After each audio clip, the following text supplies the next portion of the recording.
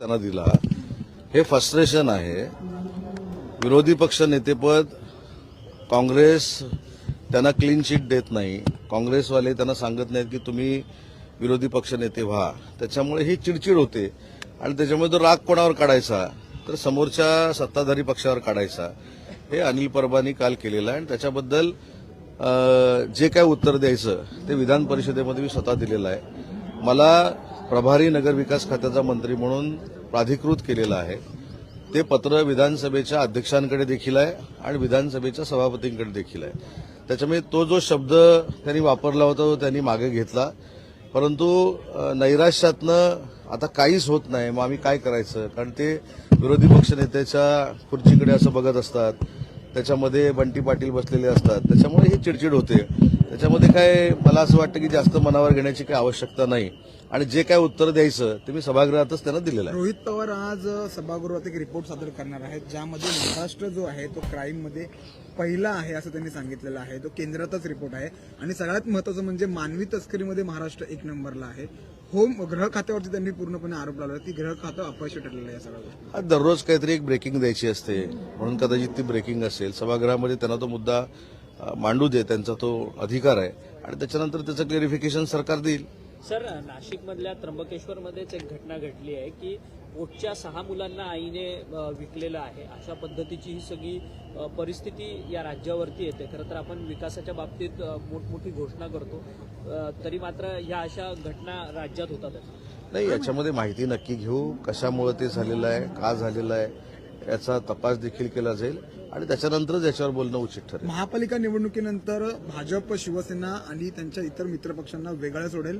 भाजपची एकाची सत्ता आल्यावरती यांचा वापर झाल्यावरती सोडून द्यायला असं कोण म्हणाला? रोहित पवार म्हणतात आणि उद्धव ठाकरे देखील म्हणतात की कडीपत्त्यासारखा वापर करून फेकून दिला जाईल. या सगळ्यांचे निवडून आलेले आमदार हे महायुतीच्या अनेक पक्षांच्या संपर्कामध्ये आहेत. जर सांगायचं झालं तर युपीटीचे काही आमदार हे आमच्या संपर्कामध्ये आहेत. त्याची प्रचिती तुम्हाला 1 महिन्याभरामध्ये येईल. तसं ज्यांनी हे वक्तव्य केलं त्यांच्या पक्षाचे आमदार हे अजितदादांच्या संपर्कामध्ये आहेत. त्याची प्रचिती तुम्हाला 1-2 महिन्यामध्ये येईल आणि त्याच्यामुळं नक्की आपण स्वतः काय करायचं हे काही लोकांना कळत नसल्यामुळं अशा पद्धतीची वक्तव्य होतात.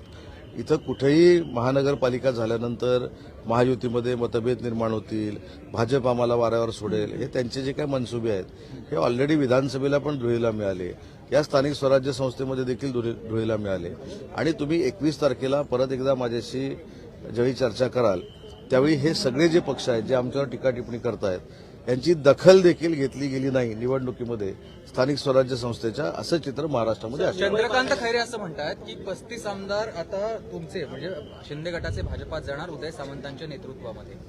याचं उत्तर मी दिलेलं आहे.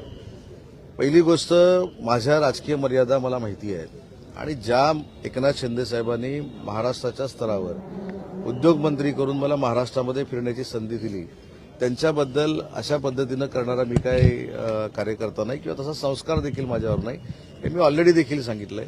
पण एकनाथ शिंदे साहेबांना मी एवढ्यासाठीच धन्यवाद देईन की मला उद्योगमंत्री केल्यानंतर अनेक लोक माझी महाराष्ट्राच्या स्तरावर दखल घेत आहेत. हे माझ्या दृष्टीनं अतिशय चांगलं आहे आणि जे पराभूत झाले 2दा-3दा त्यांच्या सर्टिफिकेटची मला आवश्यकता नाही. ते किती वेळा एकनाथ शिंदे साहेबांकडे आले होते, किती वेळा एकनाथ शिंदे साहेबांकडे बसले होते, किती वेळा अंबादास दानवेंची तक्रार करत होते, किती वेळा अंबादास दानवेंना शिव्या घालत होते, हे त्याचं आत्मचिंतन त्यांनी ज्यांनी कोणी म्हटलेलं आहे त्यांनी करावं.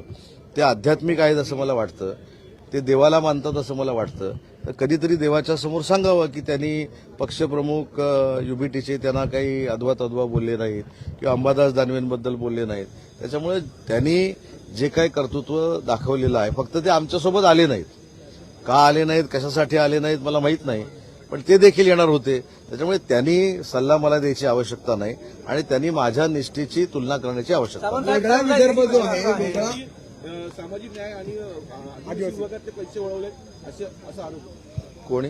लाडक्या बहिणी निधी वारंवार वळवला जातोय. लाडक्या बहिणींची योजना जी आहे ही बजेटमध्ये इन्क्लूड केलेली योजना आहे. त्याच्यामुळं मला असं वाटतं की या सगळ्याची माहिती घेतल्याशिवाय बोलणं योग्य नाही.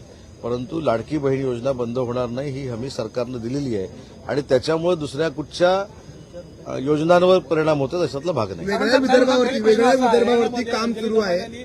आणखी काही पुरावे समोर आणले त्याच्यामुळे थेट डोळा अजितदादांचा होता त्या जमिनीवर असं निष्पन्न होतं.